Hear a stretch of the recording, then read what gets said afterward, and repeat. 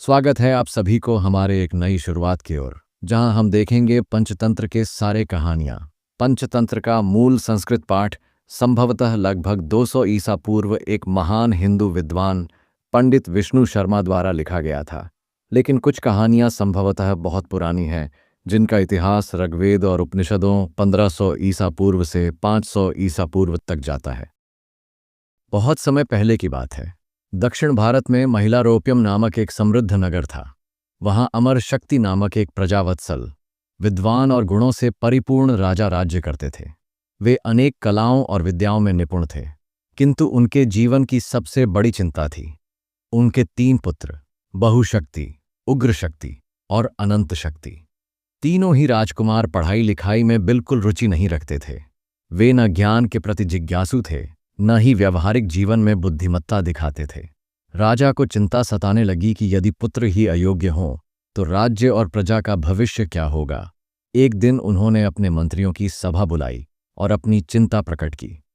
उन्होंने कहा कि उन्हें राज्य व्यवस्था में अब कोई आनंद नहीं आता, क्योंकि उनके उत्तराधिकारी ही अज्ञानी हैं।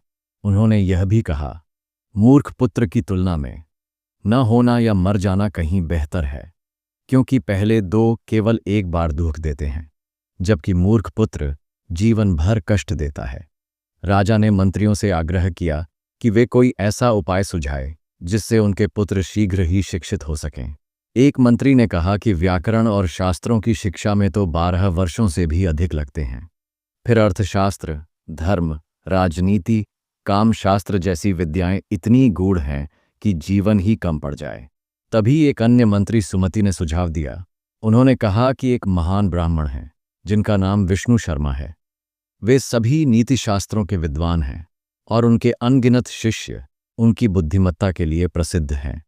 राजा ने तत्काल विष्णु शर्मा को बुलवाया और आग्रह किया कि वे उनके पुत्रों को शीघ्र ही राजनीति और नीतिशास्त्र की शिक्षा दें।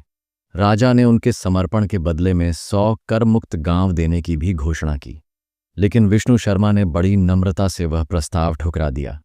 उन्होंने कहा, राजन, मैं अपनी विद्या का मूल्य धन में नहीं लगाता।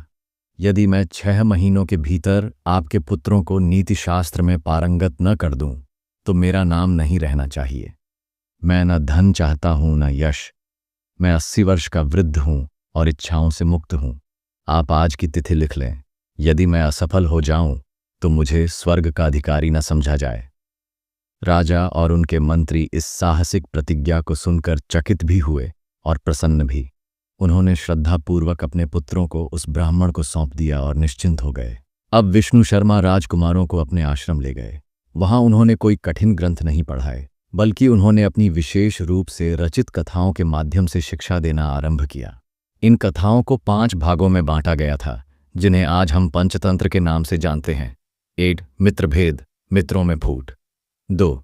मित्र लाभ, मित्रों की प्राप्ति। 3. काकोलुकियम, कौए और उल्लू। 4. लब्ध प्रणाशम, लाभ की हानि। 5.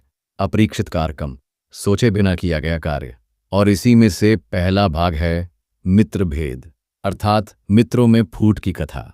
इस कथा की शुरुआत होती है उस नगर से ही, महिलारोप्यम। वहां एक धनवान व्यापारी का पुत्र रहता था, जिसका नाम था वर्धमानक।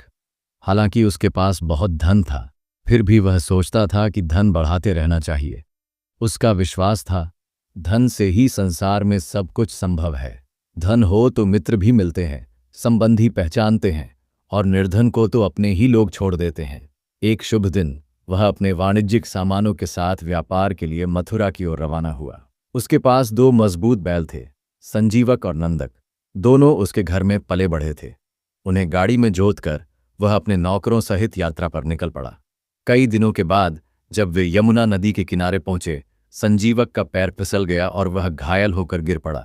वर्धमानक को अपने बैल से बड़ा स्नेह था, इसलिए वह 3 दिन वहीं रुक गया। लेकिन नौकरों ने उसे समझाया कि जंगल में शेर चीते का डर है और एक बैल के लिए पूरी यात्रा खतरे में नहीं डालनी चाहिए। वर्धमानक ने 2 नौकरों को संजीवक की देखभाल के लिए छोड़ दिया और खुद यात्रा पर आगे बढ़ गया। अगले दिन वही नौकर लौट आए और झूठ बोल दिया कि संजीवक मर गया और उन्होंने उसका अंतिम संस्कार भी कर दिया। वर्धमानक ने दुखी होकर संजीवक का तर्पण किया। लेकिन संजीवक की किस्मत में कुछ और ही लिखा था।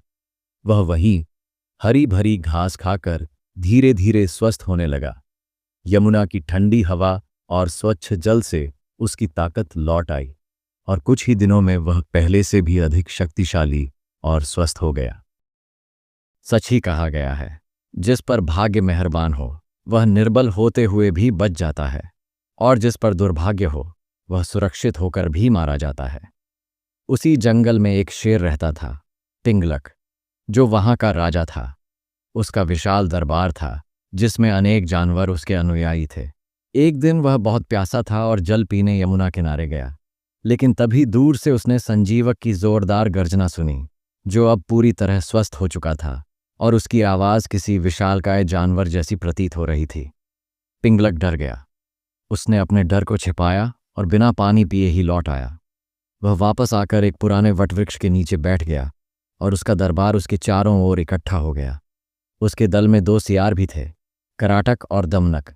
वे पूर्व मंत्री के पुत्र थे, लेकिन अब पदच्युत हो चुके थे। जब उन्होंने देखा कि शेर बिना जल पिए लौट आया है तो दमनक को कुछ संदेह हुआ, लेकिन कराटक ने कहा, जो कार्य तुम्हारे लिए नहीं है उसमें दखल देने वाला वही हश्र पाता है जो उस बंदर का हुआ जिसने लकड़ी से कील निकाली थी। और इसके बाद कराटक ने एक और कथा सुनानी शुरू की। समाप्त। अगले भाग आप हमारे चैनल में देख सकते हैं। धन्यवाद।